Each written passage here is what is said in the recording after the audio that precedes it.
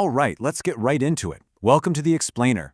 If you're the kind of focused learner who absolutely loves breaking down complex, real-world systems, well, you are in the perfect place. Today, we're unpacking a truly fascinating contradiction that's hidden deep within our critical infrastructure. We're talking about the very grid that powers our homes and our cities. Specifically, we're looking at the future of our power grid and how exactly we protect renewable energy from cyber attacks. But, as you'll see in a minute, the rules designed to keep our grid safe contain this massive, glaring paradox. And it's a paradox that could change how we think about cybersecurity entirely and honestly, ultimately determine whether we face the risk of mass blackouts down the road. Okay, let's dive into this. On the surface, wind power and solar power do the exact same basic job, right? They're both distributed energy resources, they both connect to the grid through inverters, and they're both remotely monitored and controlled. Yet, the upcoming cybersecurity regulations for these two green energy sources are completely reversed. You really have to wonder, why would the exact same regulatory body treat two functionally identical systems as if they belong to entirely different worlds? And look, this isn't just some theoretical whiteboard debate. Take a look at this. This is an active regulatory document from the Grid Code Study Group detailing the new JC Star cybersecurity requirements for distributed energy resources. It explicitly states that for solar and battery storage systems connecting to the grid from 2027 onward, using products that carry a JC Star Level 1 certification label will be a strict technical requirement. So this debate is happening right now, and the rules being written here are going to govern our energy infrastructure for decades to come. Section 1. The Wind and Solar Paradox. Let's look at the diverging philosophies hidden within these new regulations. And this brilliantly illustrates the core of the contradiction. For wind power, the regulation mandates protecting the boundary, basically requiring firewalls and gateways to shield the system from the outside. But for solar power, the regulation practically ignores the boundary entirely and instead focuses completely on certifying the end devices inside the network, like the power conditioning system or the PCS. It's a literal 180-degree reversal of defensive strategy. Now, to understand why this is so incredibly strange, we have to talk about the trust boundary. Think of a bank. Securing the trust boundary is like building a really strong vault, installing secure doors, and hiring security guards right at the perimeter. International standards like IEC 62443 and NISP 800-82, they all teach us that this boundary is absolutely the most critical part of defense. But what the solar regulations are doing is essentially leaving the bank's front doors wide open and instead demanding that every single gold bar inside the vault comes with its own certified security sticker. Official documentation actually reveals that wind power aligns perfectly with those international standards by focusing on the gateway firewall. But here is the kicker, and it's a big one. Public documents show this wasn't necessarily some brilliant, risk-based design choice. It was actually a compromise born out of supply chain feasibility. You see, wind turbines have over 100 internal IP devices, mostly foreign-made. Requiring individual device certification for all of that was just way too difficult. So regulators basically settled on protecting the perimeter firewall instead. Which leads us directly to this quote from the source material. In solar power, control devices take the lead, while in wind power, boundary devices take the lead. And the mystery here is that a thorough review of public materials reveals absolutely zero technical basis to explicitly explain this shift in thinking. None. Why does solar just ignore the 30-year international consensus of protecting the boundary? There's no architectural risk assessment provided to justify this massive asymmetry. Section 2. 20-year configuration drift. Because the paradox of how we certify these devices is really only half the story. Here is the JC Star certification label. Now, let me be clear right up front. The goal of JC Star is fantastic. We absolutely need to improve supply chain hygiene, eliminate those terrible default passwords, and ensure proper update frameworks. That's all crucial. But a certification label is, by definition, a static thing. It evaluates a product at the factory on a specific day. It cannot possibly capture the highly dynamic, constantly changing reality of a live power plant. I love this quote because it perfectly captures the core flaw we're looking at here.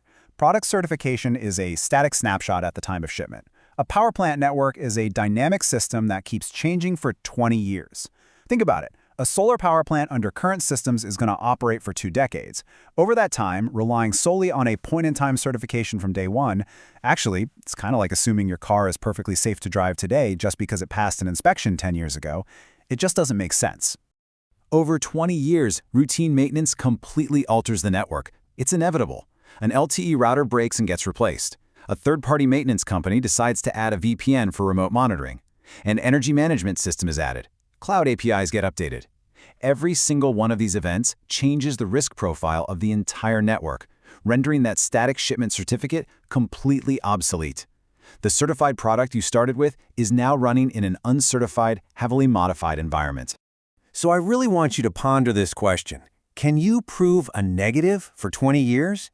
Because it's practically impossible to guarantee that only certified equipment is ever connected to this dynamically changing network. If an operator temporarily plugs in an uncertified maintenance PC for just a few minutes, the whole concept of a certified safe network falls apart instantly. Section 3. The danger of homogenization. Relying on mass certification actually introduces a whole new category of systemic threat. So the crucial point is that standardization has a dark side. Certification schemes logically promote a safe standard configuration right across the industry. But by mandating the exact same software, the same update protocols, and the same architectures across millions of distributed energy devices, we're accidentally homogenizing the attack surface. We are essentially creating a single point of mass failure, where one vulnerability could allow an attacker to automate a mass attack across the entire grid, potentially causing widespread blackouts. And when we look at actual history, like the attacks on the grid in Ukraine or satellite network compromises, those attacks almost never originate from some crazy zero-day product vulnerability in an end device. They start from the unmanaged parts of a network. Default passwords left unchanged on exposed LTE routers, shared maintenance VPNs across multiple sites, fixed API keys, or even just mass cloud platform outages. These systemic risks entirely bypass the static product certification of the solar inverter. Section 4. The LEA Architecture Solution. So, if static certification can't handle network drift, how do we actually protect the grid? Enter LEAA. That stands for Load Equivalent Autonomous Architecture. LEA is the missing logical link in all of this. It's a design philosophy that brings true resilience back to our power systems by recognizing that certification alone just isn't enough. It protects the grid not just through software rules that can be broken, but through unbreakable physical separation and electrical physics. Let's break down the 3 pillars of LEA really quickly. First, you have a physical air gap between communication logic and electrical protection. Second, load equivalence, meaning the system behaves purely as a consumer load from the grid's perspective, so it's unable to actively harm it. And third, fail operational design. This means if communications completely fail, the solar node uses local autonomy to safely disconnect or just continue operating offline, without relying on some central cloud server. The absolute most crucial element here is the complete separation of logic and physics. On one side, you have the IT/OT logical control, so things like the energy management system, data loggers, and the internet connection. On the other side, you have the electrical physical protection. This includes actual hardware, like reverse power flow prevention relays, or RPRs, and disconnect relays. In a LEA design, these two sides are completely physically isolated from each other. Now, what's really interesting about this is the ultimate fail-safe it provides. Even if a hacker completely compromises the software, bypasses the firewall, and takes over the energy management system, they are stopped cold. Why? Because they literally cannot rewrite hardwired electrical protection parameters over a network. The reverse power flow prevention relay physically blocks power backflow to the grid based purely on the laws of electrical physics. It completely neutralizes the cyber threat regardless of what the software is doing. Which brings us to this incredibly powerful guiding philosophy for the future of distributed energy resource design. Communication should be used for coordination, not made a prerequisite for survival. Central clouds, AI optimization, remote updates, these are all incredibly useful tools. But if we make an active internet connection and valid software certificates a strict requirement for a power plant to simply exist safely, we strip away the inherent resilience of distributed energy. So I'm going to leave you with this final provocative thought. As we build out millions of these green energy nodes, will our future power grids rely on a fragile snapshot of software certifications, or will they be anchored in unbreakable physical laws? Certification is a vital entry point for sure, but it's the physical architecture that will ultimately determine our resilience. Thank you so much for joining me on this explainer. I really hope this sparked your curiosity, and I highly encourage you to keep exploring the fascinating world of critical infrastructure architecture. See you next time.